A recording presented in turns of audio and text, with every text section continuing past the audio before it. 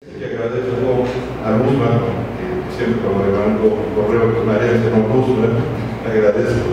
Antes de iniciar este ciclo hace unos meses, y este es el segundo que tuvimos oportunidad de presentar, que ya comentó de la ruta de los conventos de hace algunos años, y esta segunda oportunidad ha sido muy importante. Este itinerario de trabalenguas, palabras largas, casi pronunciables, se haya dado en esta ruta y que suba de Guerrero a Morelos. En esa ocasión yo le hice ver, me pedía que buscáramos quienes podríamos abordar estos tres temas, dos temas que van a ser las conferencias. Yo dije, ¿por qué no hacemos tres? Y incorporamos una categoría fundamental que los arquitectos dejamos de lado, son los paisajes culturales. Y dije, creo que ya es tiempo que los arquitectos vean más allá de la arquitectura, es decir, el entorno natural y la modificación de ese entorno natural de manera creativa y artística, que serían estos distintos tipos y categorías de paisaje cultural. Y le agradezco que me dijo, bueno, tú vas con la tuya en Morelos y voy a pedirles a los demás que también. Creo que este ciclo que ahora se ha hecho muy afortunado al ver de manera más integral el patrimonio. Creo que el patrimonio no es solamente arquitectura para los arquitectos, sino es mucho más. El patrimonio intangible quizás es la deuda que tenemos pendiente, el patrimonio inmaterial que no hemos sabido incorporar correctamente en los estudios, en los catálogos, en las declaratorias. Como una reflexión antes de entrar a mi tema, vuelvo a hacer tres platos, una introducción breve, un video que hemos hecho sobre un paisaje extraordinario en Morelos y la exposición que vamos a tener la oportunidad de aprovechar, ya que está aquí, y encontré al autor de las fotografías hace un momento, y dijo que quizás nos puede acompañar en el recorrido, que es una suerte que vamos a tener en este recorrido. Y bueno, me tocó ser el tercero, quiero ser un poco más ameno, no tardarlo, no tomar la hora completa de una sesión de imágenes, sino movernos un poquito. Sí, quiero hacer antes de entrar a mi tema de forma muy breve una reflexión, porque en los más de 25 años que he trabajado aquí en Morelos, hemos catalogado, lo primero, saber cuál era el inventario del patrimonio. En estos 33 municipios, que dos compañeros, amigos, comentaron anticipadamente cuáles son patrimonio de esta arquitectura, tuvimos oportunidad de inventariar estos 33 municipios, declarar muchas reservas y zonas de monumentos, y en estos 33 municipios catalogamos más de 5.000 edificios históricos. Es la primera vez, hace 15 años, 20 años, hicimos el primer catálogo de monumentos. Es un instrumento muy importante saber qué es lo que tenemos para saber cómo conocerlo, cómo evaluarlo, cómo legislarlo. A veces tenemos visiones falsas. Por ejemplo, todo el mundo diría que Cuernavaca es colonial. Hasta yo pensaba que Cuernavaca era colonial porque la antecedente es una ciudad muy temprana, en el siglo XVI. Pero cuando uno se pone a ver el patrimonio que hay en la ciudad de Cuernavaca y en su entorno, que es el municipio, que es como manejamos más un centro histórico, el casco, el municipio, sus pueblos, sus barrios tradicionales, es una visión diferente de ver un centro histórico, ¿no? Con ese cinturón de castidad que siempre manejamos, de calle, delimitando donde sí es y donde no es. A veces la traza permanece y las casas no, y no la incluimos. Entonces, estas delimitaciones, entre comillas, de los históricos, le han hecho mucho daño al patrimonio por la falsa visión que se tiene. Pero retomando la idea a la que hoy llega a la reflexión, pensaríamos que Cuernavaca, su entorno, sus barrios, sus municipios, es colonial. Cuando revisé más de 559 que catalogué, me encontré que 300 años son coloniales del siglo XVI al siglo XVIII y representan solamente el 10%. El otro 40% es del siglo XIX, que no nos interesa mucho y dejamos que lo quieren, bueno, es del XIX, no es colonial. Y lo más grave es que el otro 50% de los 550 es arquitectura del siglo XX. Pudimos solamente incluir hasta 1920, 30, tendrán hasta 30, porque Bellas Artes tendría que hacer el otro. Las instituciones de esta edición es bastante nefasta. Pero bueno, a la reflexión final es que el 90% del patrimonio de Cuernavaca es del siglo XIX y XX y no hacemos nada. Vimos las imágenes antiguas y modernas y es un desastre como la ciudad se ha destruido. Y estamos dejando solamente una isla de edificios aislados, la catedral, etcétera, descontextualizados de su arquitectura, de su entorno. El otro problema es que nuestras delimitaciones nunca integran el patrimonio natural y cultural. Es una y es otra. Es decir, lo que en 1937, que es la única ley vigente en Morelos, de declaratoria, los primeros 25 edificios, es más afortunada que la actual, porque en ese incluía patrimonio natural y cultural, incluía a los 33 municipios, incluía sitios de desarrollo para las comunidades, para que el turismo pudiera ser desarrollado correctamente y diera ingresos a las comunidades. En ese sentido, vemos el desastre de las barrancas, vimos el salto de San Antonio, es un salto de aguas negras. Es un desastre como el drenaje de una ciudad se manda a las barrancas, se destruyen los nichos ecológicos y naturales, ese entorno compartido, que es el paisaje natural y el paisaje cultural. Esto nos lleva a que tenemos que actuar, es decir, si esta evaluación que les estoy dando es a 15 o 20 años de haber hecho un segundo catálogo y evaluando qué era lo que se conservaba del primero, hemos perdido el 40%. Y esto es a nivel del Estado. Si la curva sigue igual y nos va bien, no se modifica, en otros 20 años habremos perdido probablemente el 70 o el 80% del patrimonio del Estado. Entonces creo que esos eventos de difusión, de toma de conciencia y de acciones que tenemos que llevar a cabo son fundamentales. No únicamente en el entorno del museo y de una serie de conferencias, en las escuelas, que es fundamental, sino en todos los ciudadanos. Tenemos que llevar a los medios, y quizás ahí los que nos dedicamos a la investigación tenemos que ceder un poco de nuestro tiempo para los medios, en la radio, que hemos tenido la oportunidad de llevar un programa a lo largo de 10 años, la UAM, del patrimonio cultural. Este año va a haber un ciclo, el tercero, del patrimonio cultural compartido, ese es otro aspecto, que hemos perdido nuestras fronteras. Es decir, el territorio perdido en el norte de México parece que ya no es nuestro. Sus 4 o 5 estados extraordinarios, los Estados Unidos, que tienen cultura, por menos de 400 años, los damos, como ya los perdimos, ya no los estudiamos nosotros.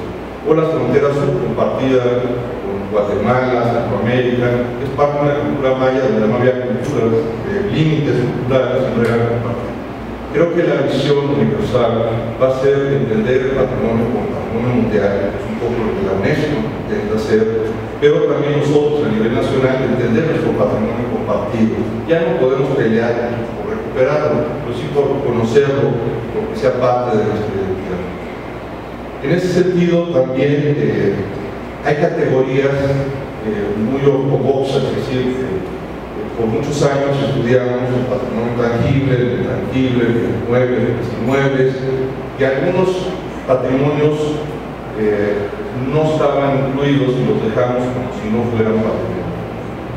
Creo que el patrimonio mixto es fundamental, es decir, la visión de no nada más inventariar, catalogar, proteger como uso de la UNESCO, patrimonio cultural, y por otro lado los medios, patrimonio natural.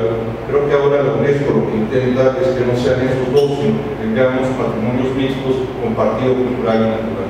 Y creo que es a donde nos tenemos que mover, no nada más en la declaratoria del patrimonio mundial, sino en los niveles de municipios, de estados, entender ese binomio natural y cultural.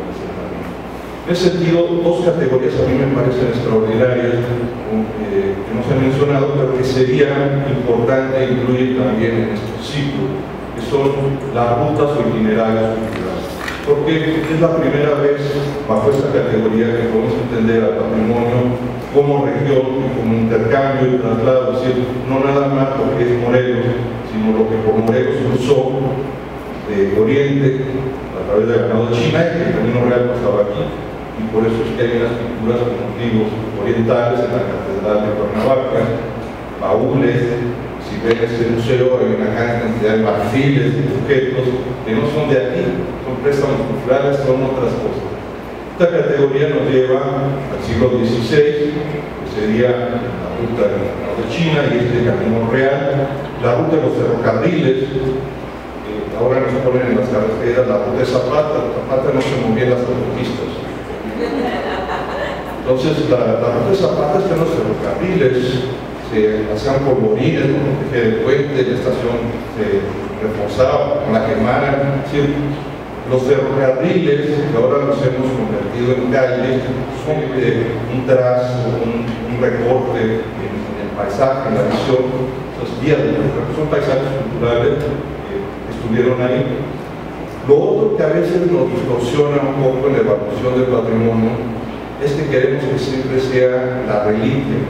Es decir, tenemos esa carga desafortunada europea de que lo que es viejo ya es patrimonio, lo que es nuevo no es patrimonio. Eso nos lleva a perder mucho del patrimonio intangible, que es el arte actual, la actividad actual del siglo XX. En ese sentido, paisajes culturales nos permite incorporar muchos elementos que estaban fuera.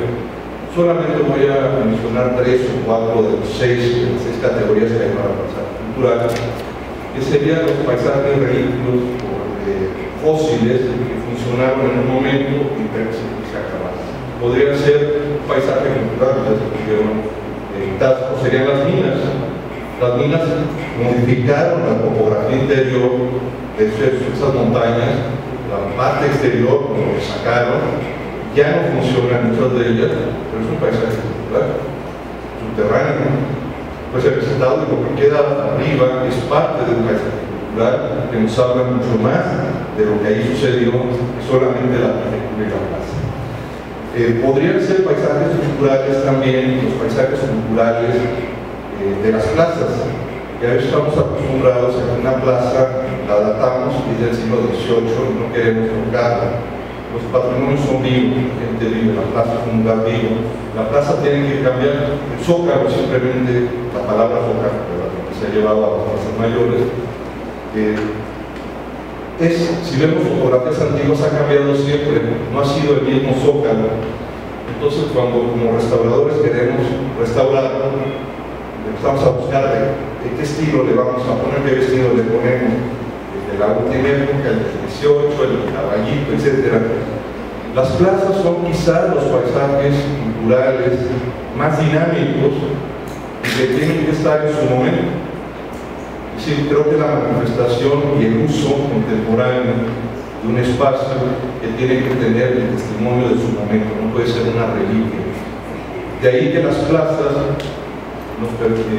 la categoría de paisaje cultural nos viene muy bien para la identificación de las plazas como arquitectura, no como arquitectura solamente construida, como arquitectura de paisaje con su diseño, sino con esta categoría evolutiva y dinámica de la cultura. En ese sentido también tenemos los cultivos. ¿Quién pensaría que el cultivo de la caña de azúcar, del arroz, es patrimonio? Si es lo que nos comemos, ¿cómo va a ser patrimonio lo que nos comemos?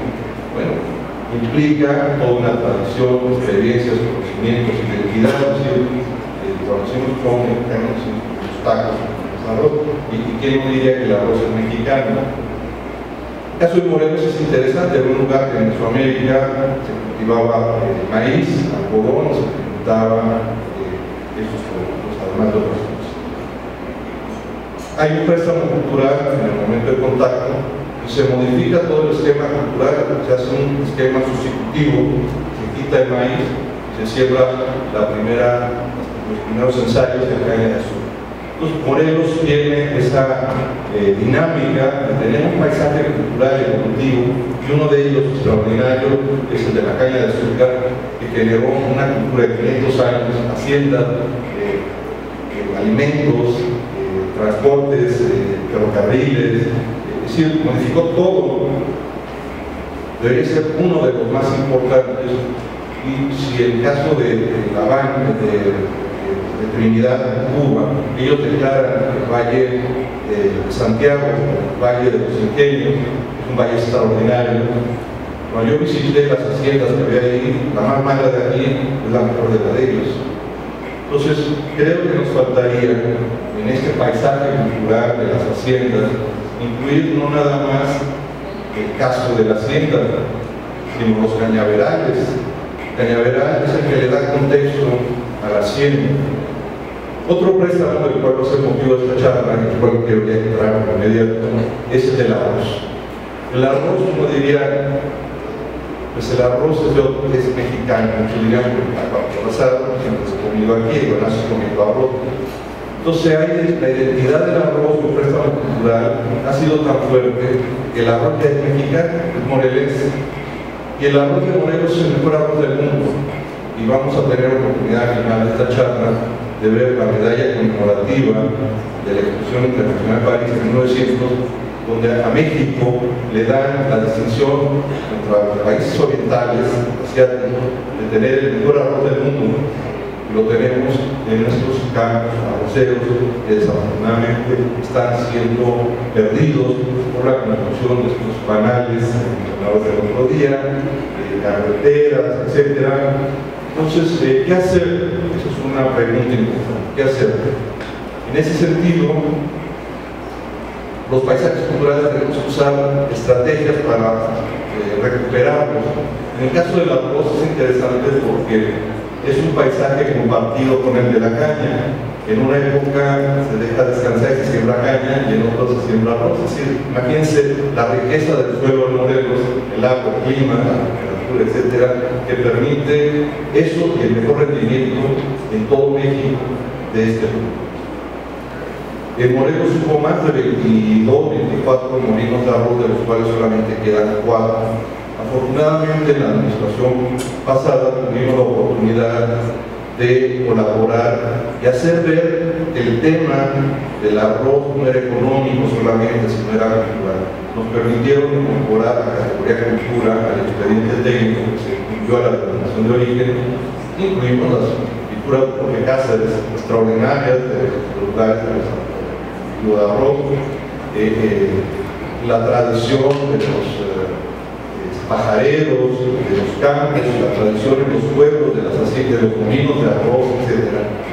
Y eso nos permitió el expediente que se llegó a revisión en 2011, el 13 de febrero de unas semanas de 2012, se obtuvo la denominación de origen del arroz de Morelos. Uno dijera, bueno, en España hay más de 200 denominaciones, ellos se han sabido jugar y proteger su patrimonio y sus elementos propios regionales. En México creo que no llegan a más de 5 denominaciones de origen, y esta es una de las contadas y la más reciente. Entonces creo que eso nos lleva a reflexionar que el arroz, los campos, son paisajes culturales, educativos e importantes de conservar a nivel nacional. En el caso de Morelos, dar a conocer este patrimonio que no tienen otros estados, que aquí tenemos, así como la declaratoria de la ruta de los convenios por la UNESCO en el 94, de Xochicalco, de Campeche, años después, 5 años después, pues me parece que la denominación de origen del arroz podría permitirnos a futuro quizás incluir el estudio de estos 22 molinos y plantear que esa puede ser también una lista indicativa junto con el de las haciendas. Creo que son dos cosas que Morelos podría incorporar bajo esta categoría de hay paisajes culturales que nada más enuncio, no voy a mencionar los otros 3, que serían los lugares sagrados. Díganme, cada montaña en México es un lugar sagrado. Cuando llueve de más o llueve de menos, sacan al santo y lo llevan al cerro. Y en el cerro antes ofrendaban chanchipites, claros, cuentas verdes, etc. Después lo sustituyeron en un sincretismo muy interesante con la cruz. Entonces, cada uno de esos lugares son lugares sagrados, cada uno de esos cerros tiene un nombre, las barrancas, los manantiales, que forman parte de la identidad, de la memoria histórica de la gente. Creo que ese listado de esos lugares sagrados en Morelos y la protección de ellos para que no fraccionen arriba, o no hagan una cantera y las muelan, etc., tendríamos que ir a la par a verlos protegidos. Esta sería una de las categorías también que debería incorporarse, que son los lugares sagrados, que no necesariamente tienen una connotación actual, aunque muchos de los casi la tienen, sino que la tenían. Después de esta introducción rápida, que ya explicando de un lado a otro, quiero pasar este video que hemos preparado. Esa es una labor que hemos llevado, al igual que os comentaba, 10 años de transmisión en la radio, actividades de patrimonio cultural con la Universidad de Morelos. Hemos trabajado muchos años también con el Canal 3 para hacer videos. Entonces nos buscan cada uno de los investigadores y nos dicen qué tema tiene y cuál quiere que hagamos. Entonces, cuando tuvimos este proceso de denominación, yo dije, el de la arroz, vamos a hacerlo. Y creo que lo que yo les podría decir, lo podemos ver en un video, en donde tuvimos la oportunidad de ver a los científicos, a la doctora Tavitas, al coordinador de los arroceros en Morelos, a Jesús, algunas cosas que yo introduzco y los sitios, las locaciones que encontramos. Y les pido que observen las maquinarias. Son maquinarias alemanas que podrían estar aquí en el museo de la sala de las máquinas del arroz y están funcionando. Entonces es un museo vivo y ahí podríamos movernos en una categoría también muy importante que serían los ecomuseos. No los museos desarticulados y desconceptualizados, sino los museos vivos en el lugar con las cosas que están. Entonces vamos a ver este video.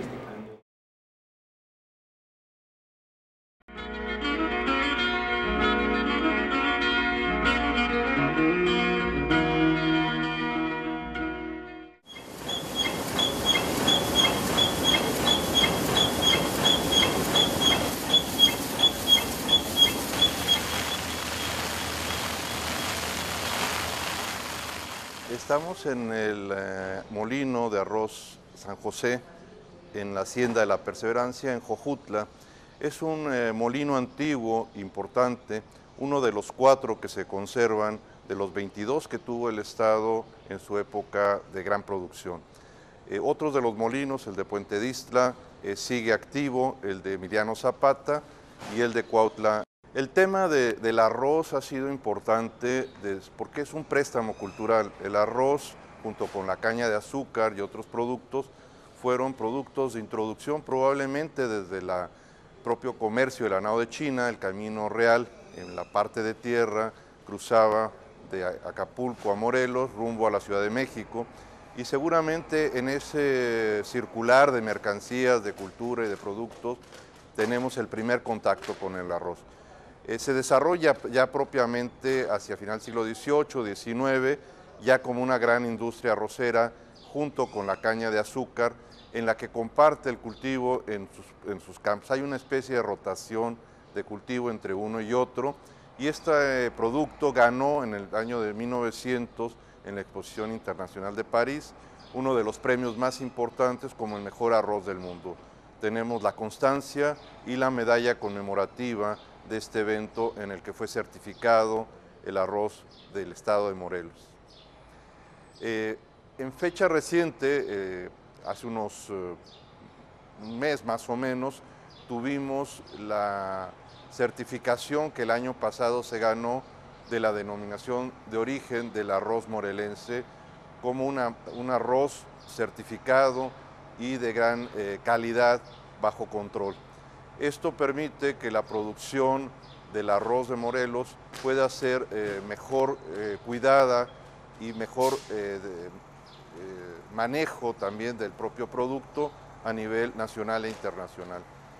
Pero nos interesa también que este producto, el arroz, forma parte de un paisaje cultural como categoría, junto con estos lugares del cultivo o de la producción, la infraestructura, los caminos del arroz, los molinos, puede ser un motivo importante como patrimonio del estado de Morelos, en el que no nada más hay que conservar el producto, sino el paisaje y el entorno en el que éste se encuentra. Esta denominación le ayuda a no tener que competir con arroz extranjero de mala calidad y de mala producción. Es un arroz artesanal que cualitativamente no puede competir con grandes maquinarias, grandes terrenos y mala calidad.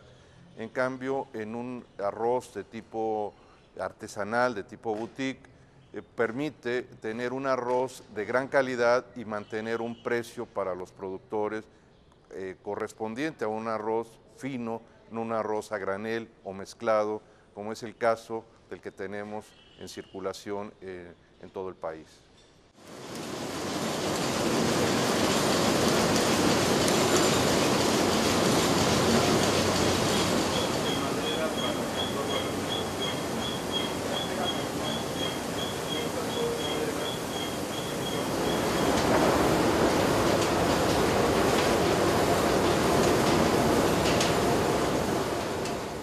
El arroz de Morelos llegó en el año de 1800, en los años de 1800 llegó a través del señor Ricardo Sánchez, que fue el que primero introdujo el arroz a Morelos, primero un arroz morado, posteriormente el arroz blanco, y con eso se logró, por la excelente calidad que tienen las tierras de Morelos, se logró un bonito arroz que fue llevado a Francia en 1900, obtuvo premios por su gran calidad que tiene el arroz.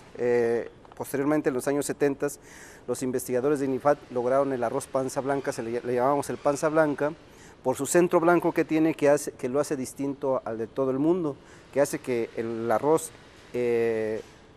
esponje, dé más, tenga un mejor absorción de los olores de los alimentos. Entonces, esto nos ha hecho, en los años de 1994, tratar de conseguir la denominación de origen. No lo pudimos lograr hasta el año 2011, que solicitamos oficialmente con el apoyo del gobernador, logramos ingresar la denominación de origen, la solicitud, y es un trabajo muy arduo que se dice fácil, a lo mejor no nos da tiempo, pero fue de gente que fotografió la forma de cómo hacemos el cultivo del arroz, es de forma artesanal. Nos dedicamos al campo, le dedicamos 6 meses al campo, desde el almárcigo, el trasplante, la bordada. Antes se daba la clamateca, hoy ya se hace con herbicidas. Asimismo, se pajarea cuando que ya espigó, la gente en el campo está pajareando con ondas, chicotes, lazos, botes, y posteriormente la cosecha es manual, con una hoz y con los botes de arroz que le decimos, que son de lámina.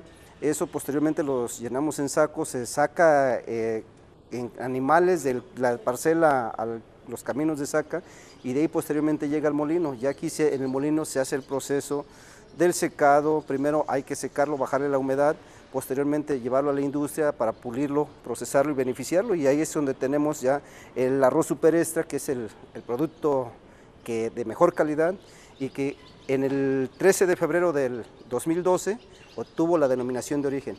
Ya la logramos, ya está publicada en el diario oficial, y esto nos hace ahora a los molinos trabajar y buscar un mercado que el consumidor final ya no lo engañen con un arroz tipo Morelos o con mezclas de arroz. Entonces, nuestro gran reto como molino es que el productor consumidor final le llegue el arroz íntegro, que sea puro.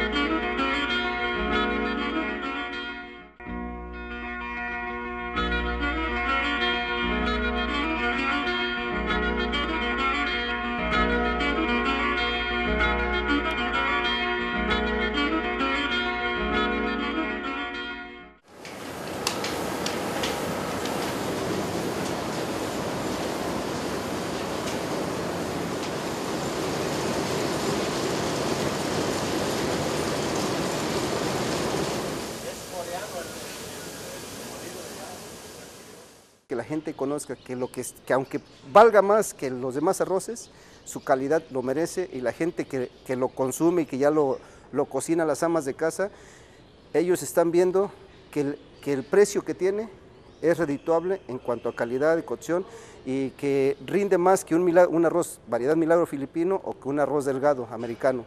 Entonces eso nos hace que en precio, en el rendimiento nos dé, que no importe la diferencia de precio.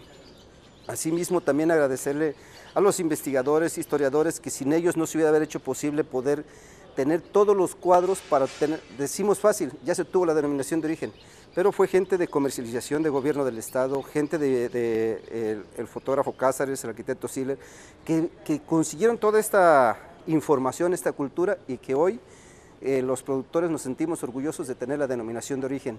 Ahora hay que luchar para que esa denominación de origen nos dé un mejor precio, para que los molinos podamos vender mejor, que se coloque bien el precio, tenga rotación nuestros inventarios y pagarle mejor al productor, porque al final el que está pagando cuando baja el precio es el productor, y el productor sus insumos siempre van hacia arriba, nunca van hacia abajo, y tenemos que buscar que sea equitativo, que el productor gane, que el molino gane y todos ganemos, y que el ama de casa consuma algo que ya su marido no le diga, es que el arroz no sirvió. Pues no es que no sepa cocinar el ama de casa, es que le da arroces mezclados, que le llegue un arroz sin mezclas, y con eso va a tener más contenta a su familia y el paladar de su familia. Aquí lo que hacemos es la evaluación, como les había dicho, de la calidad de los granos. Aquí evaluamos los materiales, bueno, todos aquellos materiales que están en etapa de experimentación y que en un futuro van a ser unas nuevas variedades de arroz. ¿Sí? Entonces, cuando el ingeniero agrónomo establece sus cultivos, sus parcelas de ensayo en campo, y está al mismo tiempo está evaluando sus materiales, sus mejores materiales, cuando ya él selecciona sus líneas dentro de esos experimentos, ya no los manda aquí al laboratorio. Entonces, cuando llegan aquí al laboratorio, nosotros primeramente lo que hacemos es y de acuerdo a las características que debe de cumplir un grano para el procesamiento, entonces empezamos a tomar la humedad. Bueno, primero se toma la humedad de los granos para ver que cumplan con el rango específico, que es de 14 a 11% de humedad. ¿Por qué se dice así, no? Porque primero tiene una humedad de 28 y así es como se va reduciendo la humedad hasta el 11% de los granos. Es necesario que estos granos tengan esa humedad, porque al momento de ser maquilados, en el caso del arroz, no vayan a sufrir pérdida de grano quebrado. Entonces, cuando estamos en ese rango, se obtiene una recuperación de grano entero de mejor cantidad a que si tuviera a que si fueran los rangos, o bueno, si tuviera humedad fuera de ese rango, ¿sí? Bueno, ya que se le toma la humedad, entonces en un molinito se lleva el maquilado a nivel laboratorio. Se utilizan muestras de 200 gramos de arroz y se introduce la muestra que se va a pulir o a maquilar, y ya obtenemos una muestra ya pulida de arroz. Ya que está la muestra pulida, obviamente se tiene grano quebrado, granillo y grano entero. Se hace una separación de estos tres y se cuantifica. Se califican como granos de buena calidad aquellos que tienen arriba del 50% de grano entero de la muestra inicial. Es decir, debe de tener más de 100 gramos de grano entero la muestra para calificarla de buena calidad. Bueno, ya que evaluamos la calidad molinera, otra cosa que se evalúa aquí es la apariencia del grano.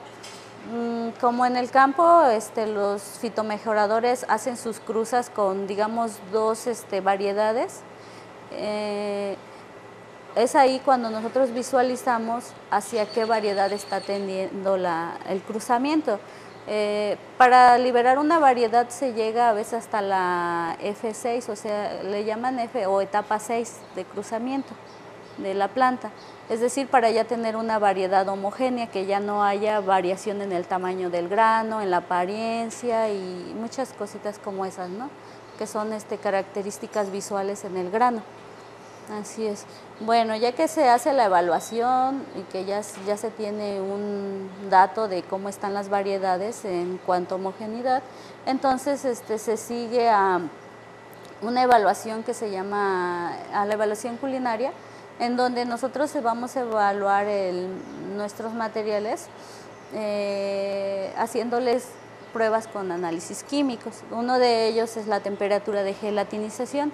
Esta es una técnica que consiste en sumergir granos de arroz en una solución alcalina. ¿Qué nos va a indicar esto, no? Bueno, por 24 horas, ya que una vez que pasan las 24 horas, nosotros vamos a observar en nuestra solución que los granos se desintegran en esta solución, es decir, pasa del grano normal, que es el grano blanco, a una gelatinización, como una gelatina. De acuerdo a las variedades, se maneja una escala, más bien se maneja una escala, y ya cuando pasan las 24 horas ya ubicamos la variedad en qué escala se posiciona, ¿no?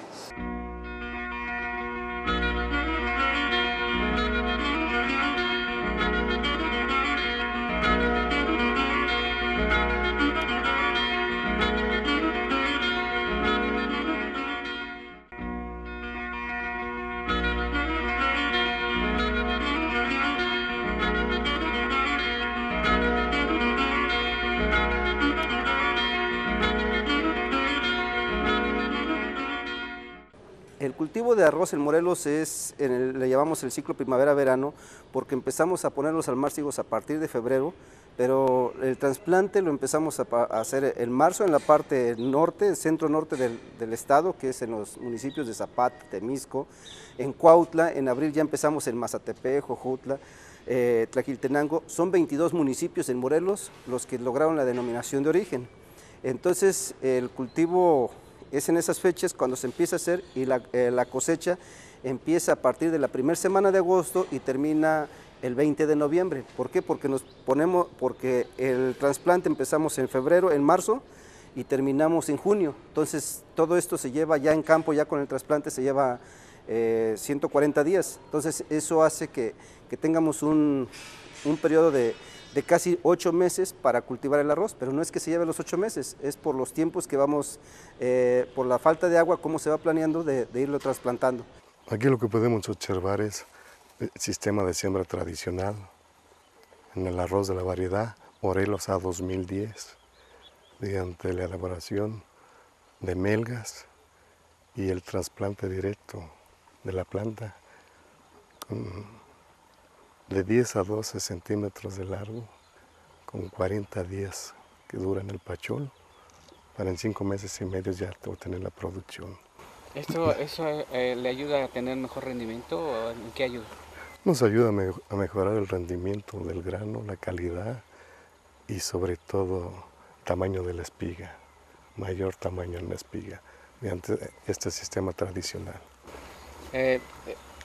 Sabemos que implica suficiente tiempo estar haciendo todos estos procesos. Más o menos, ¿qué periodos se lleva para que, desde que se siembra ahorita hasta que ya se cultiva? 6 meses el ciclo del cultivo del arroz, teniendo de 4 a 5 gentes bordeadores y 5 plantadores. Nos llevamos 1 semana por hectárea bajo este sistema. Los pajareros tienen una función primordial, sobre todo cuando llega a su madurez. El arroz, que es de 4 a 5 semanas antes del corte, viene la etapa del pajareo, y es donde están al pendiente para que de manera natural espanten a los pájaros mediante sistemas tradicionales, que son desde cohetes, con el látigo, los tradicionales botes, plásticos, para ahuyentar a los pájaros. Ya que de lo contrario, si no se tiene este control, disminuye y merma en la producción por daño se come el grano al pájaro. Y es una actividad que ha creado una tradición y donde además genera fuente de empleo. El arroz a lo largo del ciclo del cultivo genera 180 jornales, 180 empleos. Sí está generando mucho beneficio, mucha paz social también. Entre más produzcamos arroz, generamos paz social, generamos trabajo y generamos unidad en la familia. ¿Por qué digo que unidad? Porque esto es algo que se ha transmitido de generación en generación. Los abuelos a los padres a los hijos, y a nosotros nos toca con nuestros hijos irles enseñando esto que no es teórico, pero que sí lo fuimos aprendiendo a hacerlo manualmente a través de la experiencia que nos fueron entregando nuestros padres, y que nos hace que le tengamos un cariño muy especial al arroz, porque el padre lleva a los hijos, el hijo empieza a trabajar desde los 8 o 10 años. ¿Cuál es su primer trabajo? Llevarle los tacos al papá. o sea, llevarle, posteriormente, pues ya le llevaste los tacos, ahora quédate a ayudarme a dar beneficio, a dar roce de bordos, y la persona se va enseñando a trabajar, a ser responsable. Por eso decimos que el arroz genera paz social y genera unidad familiar.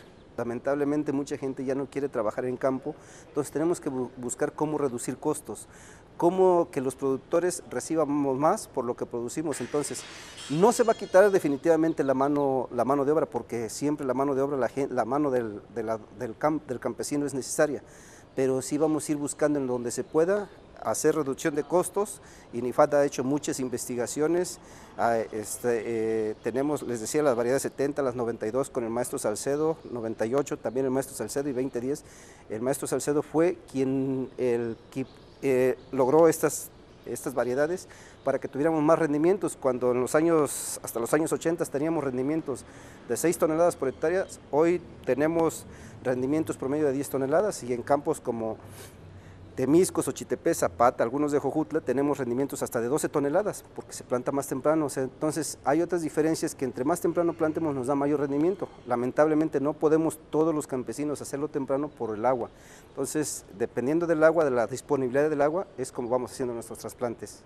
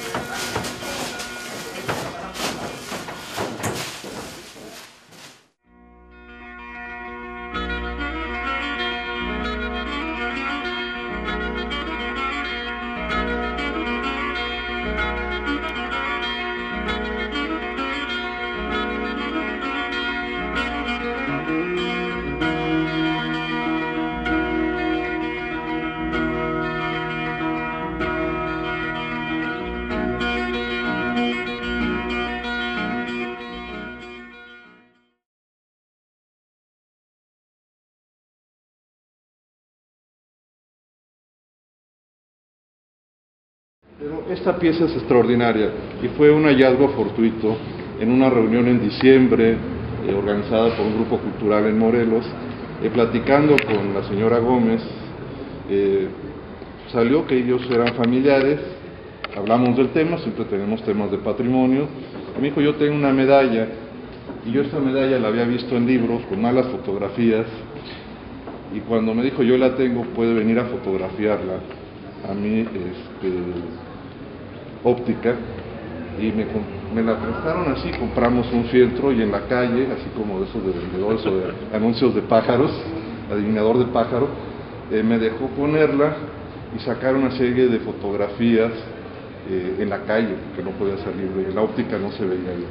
Y fue la que presentamos en la primer promoción para la denominación de origen. Yo creo que esta tiene mucho que ver, porque fue el plato fuerte. El día que el gobernador vino con el encargado que iba a hacer la denominación de origen, recoger el estudio, pudimos presentársela, montamos una exposición muy breve, pero sobre todo hablamos de esto, y fue impactante. Es decir, ya no quisieron hablar más que del tema, y creo que esto fue el punto clave para que la persona que venía de este instituto, que iba a evaluar el expediente técnico, se llevara el antecedente, haber sido premiados en una exposición internacional en 1900 como el mejor arroz del mundo. No era nada más que los morelenses dijéramos que era muy bueno, sino había sido reconocido a nivel mundial. Entonces esta pieza se ha expuesto 2 veces, es una pieza extraordinaria, nos la prestaron ya en una ocasión el año pasado, ahora afortunadamente la volvieron a prestar y creo que es la que abre y da contexto a esta extraordinaria exposición fotográfica y de objetos. Entonces pueden ustedes verlo en detalle, vamos a ir avanzando. Quiero decirles que el grabador Jules Clement Champlain es el mejor grabador Art Nouveau francés de su época, y no nada más hacía estas medallas, hacía las medallas de todas las exposiciones internacionales, hacía las medallas de todos los presidentes de su época, y está valuado como uno de los talladores de numismática más importantes de esa época. Entonces esta es una pieza no nada más de valor histórico para nosotros, sino es una pieza de valor artístico extraordinaria a nivel mundial. Si quieres comentar un poco el material. Pues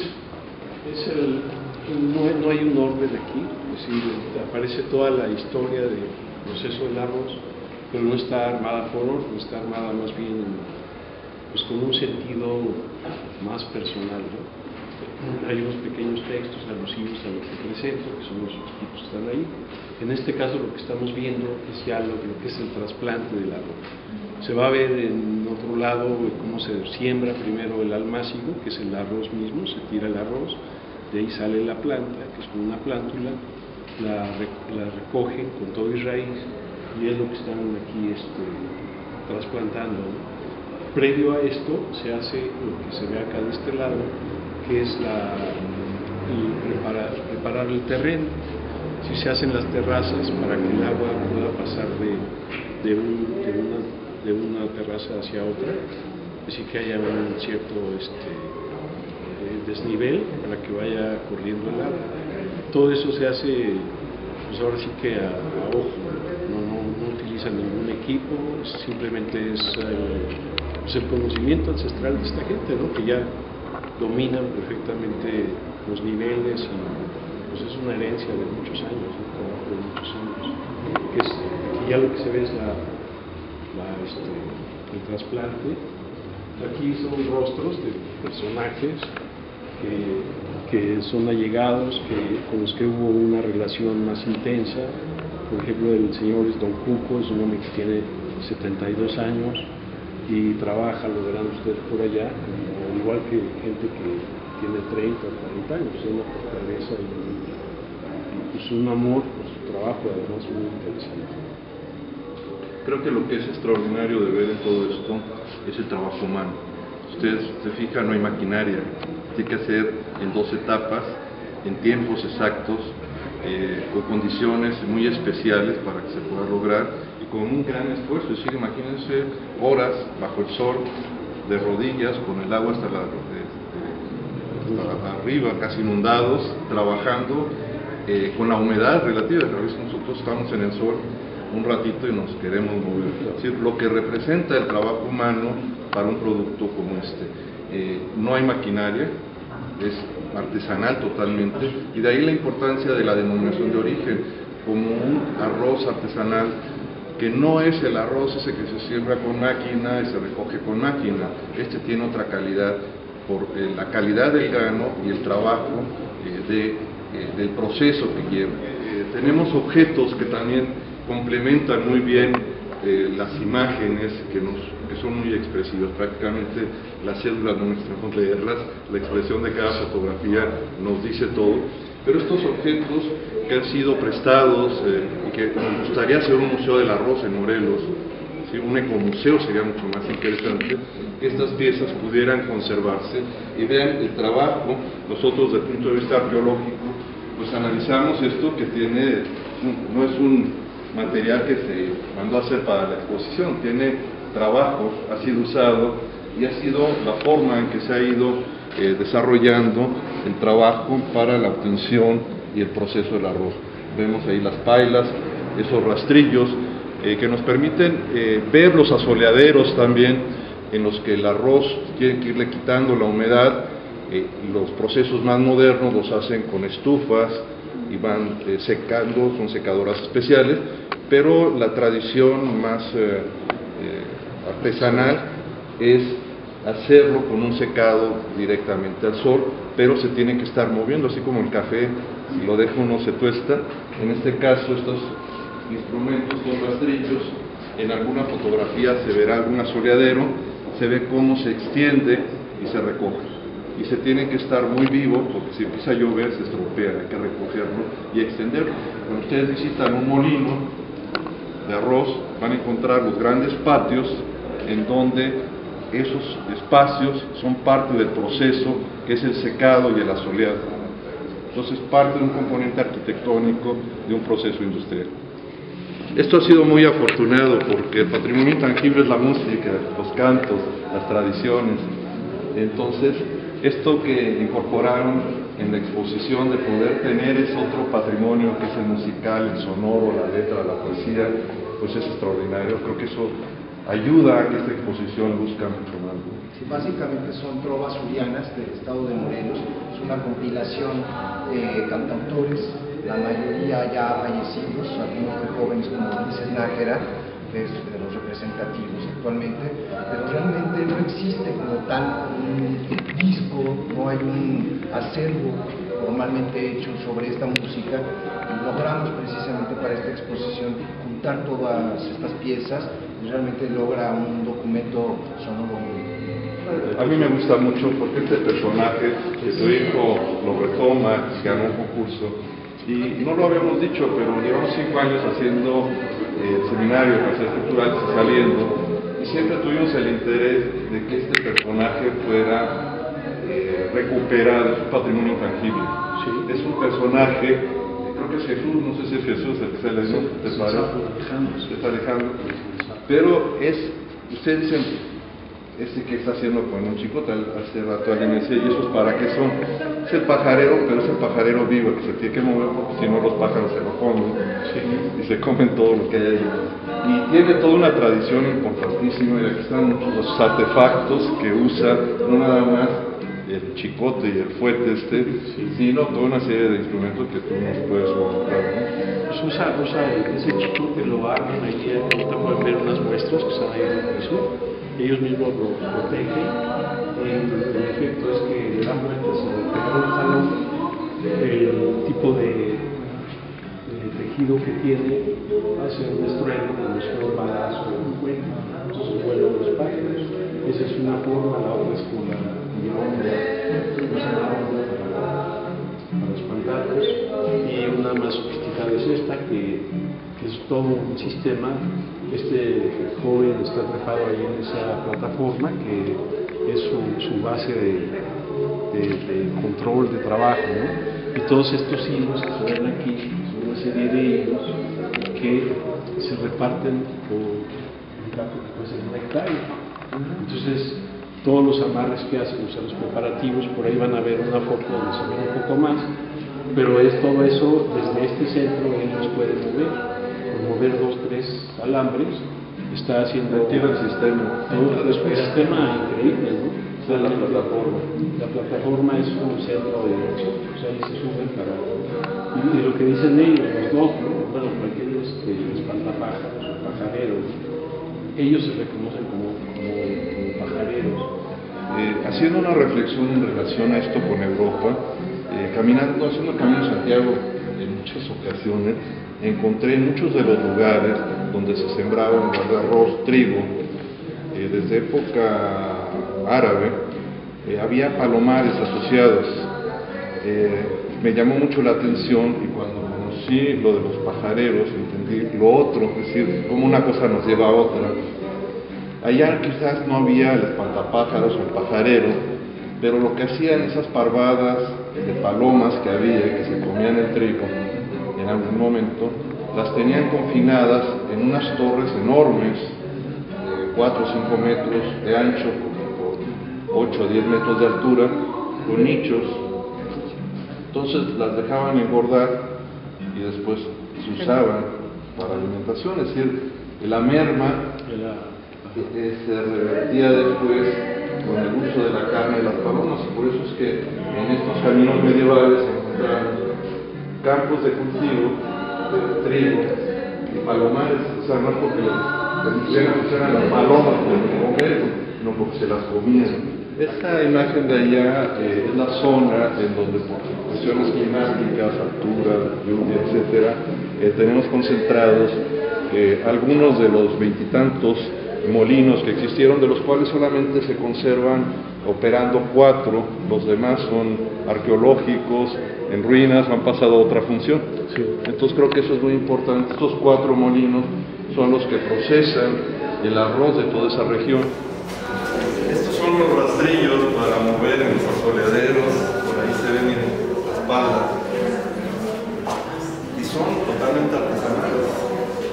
El secado, la etapa de recolección, la separación de la vaina, del arroz y del transporte, así como se transporta en yuntas, en mulas, en lo que se prueba. Es una cadena de trabajo. Si metemos una máquina se acaba, que cuida a los animales, el que hace el forraje, etc. La doctora Tavitas, que no salió en la entrevista, pero participó y colaboró con nosotros con información, nos decía que muchas veces les venden maquinaria para hacer algunas cosas y vienen para condiciones diferentes. Por lo regular no sirven. Cuando las meten aquí se atascan, o son muy pesadas, de aquí es muy fangoso, o no tienen la capacidad, o el de acá es más duro. Es decir, no están diseñadas para esto es lo que mejor se ha diseñado, y la otra no funciona. Son 4 marcas las que hay, por eso les recomendaba que las pusieran, porque los que visitan acá se van muy emocionados, van a cualquiera de estas tiendas, no quiero mencionarlo, puedo subir a internet, y compran uno que dice arroz Morelos y hasta ponen a Morelos. Ese no es de Morelos. Entonces aguas, es gringo. Sí, que tienen que ver que tenga la denominación de origen, que es la que le han puesto a las bolsas. Las 4 marcas son de los 4 molinos, dependiendo de qué parte de Morelos son, las conocen, son los 4 molinos que quedan. Ahí se empaqueta, pero el arroz lo hacen en toda esta región sur de Morelos. Entonces, lo importante es, cuando vayamos a una tienda, comprar el arroz correcto, porque de esa manera ayudamos a los productores. Todo este proyecto de denominación, de cultura, de exposiciones, si los consumidores no compramos un buen arroz, no ayudamos a conservar esta cultura, porque ellos no van a poder vender ese arroz y esos terrenos van a ser fraccionados, van a ser las casas panal, etc. Entonces, creo que una de las cosas, si simplemente la gente de Morelos consumiera el volumen de arroz que aquí se produce, no saldría del estado. La gran diferencia, ustedes van al súper y el otro cuesta 10.50 y este cuesta, por decir algo, 22. La doctora Tavita me hizo la demostración, es una científica. Él los cocinó, ella los cocinó en su laboratorio.